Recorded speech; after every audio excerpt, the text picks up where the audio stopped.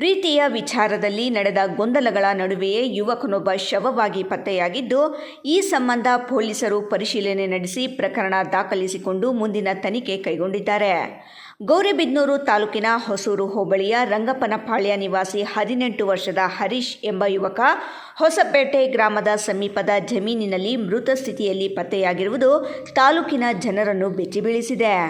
ಕುಟುಂಬದ ಮಾಹಿತಿಯಂತೆ ಹರೀಶ್ ಕಳೆದ ಹಲವು ವರ್ಷಗಳಿಂದ ಹೊಸಪೇಟೆ ಗ್ರಾಮದ ಯುವತಿಯೊಬ್ಬಳೊಂದಿಗೆ ಪ್ರೀತಿ ಮಾಡುತ್ತಿದ್ದ ಎನ್ನಲಾಗಿದೆ. ಆದರೆ ಇಬ್ಬರು ಅಪ್ರಾಪ್ತ ವಯಸ್ಸಿನವರಾಗಿದ್ದರಿಂದ ಈ ಸಂಬಂಧ ಎರಡೂ ಕುಟುಂಬಗಳ ನಡುವೆ ಭಿನ್ನಾಭಿಪ್ರಾಯಕ್ಕೆ ಕಾರಣವಾಗಿತ್ತು. ಕೆಲ ದಿನಗಳ ಹಿಂದೆ ಈ ವಿಚಾರ ಗೌರಿಬಿದನೂರು ಗ್ರಾಮಾಂತರ ಪೊಲೀಸ್ ಠಾಣೆ ಮೆಟ್ಟಿಲೇರಿದ್ದು, ಎರಡೂ ಕುಟುಂಬಗಳನ್ನು ಕರೆಸಿ ಪೊಲೀಸ್ ಅಧಿಕಾರಿಗಳು ಮಾತುಕತೆ ನಡೆಸಿ ರಾಜಿ ಮೂಲಕ ವಿವಾದವನ್ನು ಬಗೆಹರಿಸಿದ್ದರು ಎಂದು ತಿಳಿದುಬಂದಿದೆ. ಮೃತ ಹರೀಶ್ ತಂದೆ ಮಾತನಾಡಿ, ಈ ವಿಷಯಕ್ಕೆ ಸಂಬಂಧಿಸಿ ಗ್ರಾಮಾಂತರ ಪೊಲೀಸ್ ಠಾಣೆಯಲ್ಲಿ ರಾಜಿ ಮೂಲಕ ಬಗೆಹರಿಸಿಕೊಂಡಿದ್ದೆವು. ಠಾಣೆಯಿಂದ ಮನೆಗೆ ಬಂದ ನಂತರ ನನ್ನ ಮಗ ತುಂಬ ಮನನೊಂದಿದ್ದ. ಬಳಿಕ ಹೊಸಪೇಟೆ ಗ್ರಾಮದ ಯುವತಿ ಕುಟುಂಬಸ್ಥರಿಗೆ ಸಂಬಂಧಿಸಿದ್ದು ಎನ್ನಲಾದ ಜಮೀನಿನಲ್ಲಿ ಈ ದುರ್ಘಟನೆ ನಡೆದಿದೆ ಎಂದು ಕಣ್ಣೀರಿನೊಂದಿಗೆ ತಮ್ಮ ನೋವನ್ನು ಹಂಚಿಕೊಂಡಿದ್ದಾರೆ. ಘಟನೆ ಮಾಹಿತಿ ತಿಳಿಯುತ್ತಿದ್ದಂತೆ ಗೌರಿಬಿದನೂರು ಗ್ರಾಮಾಂತರ ಠಾಣಾ ಪೊಲೀಸರು ಸ್ಥಳಕ್ಕೆ ಭೇಟಿ ನೀಡಿ ಪರಿಶೀಲನೆ ನಡೆಸಿದರು.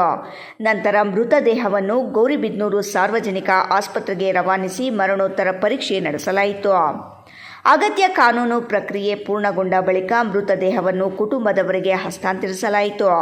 ಈ ಸಂಬಂಧ ಗೌರಿಬಿದನೂರು ಗ್ರಾಮಾಂತರ ಪೊಲೀಸ್ ಠಾಣೆಯಲ್ಲಿ ಪ್ರಕರಣ ದಾಖಲಾಗಿದ್ದು, ಯುವಕನ ಸಾವಿಗೆ ಕಾರಣವಾದ ಸಂದರ್ಭಗಳು, ಎರಡೂ ಕುಟುಂಬಗಳ ನಡುವೆ ನಡೆದ ಬೆಳವಣಿಗೆಗಳು ಹಾಗೂ ಇತರ ಎಲ್ಲ ಆಯಾಮಗಳ ಕುರಿತು ಪೊಲೀಸರು ತನಿಖೆ ಮುಂದುವರೆಸಿದ್ದಾರೆ.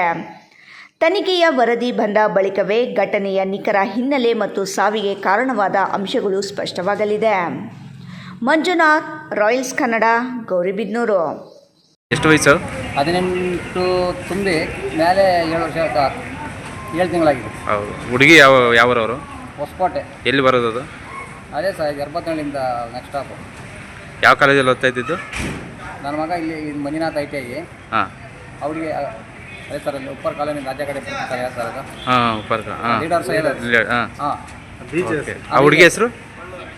ಆ ಹುಡುಗಿ ಹೆಸರು ವರ್ಷ.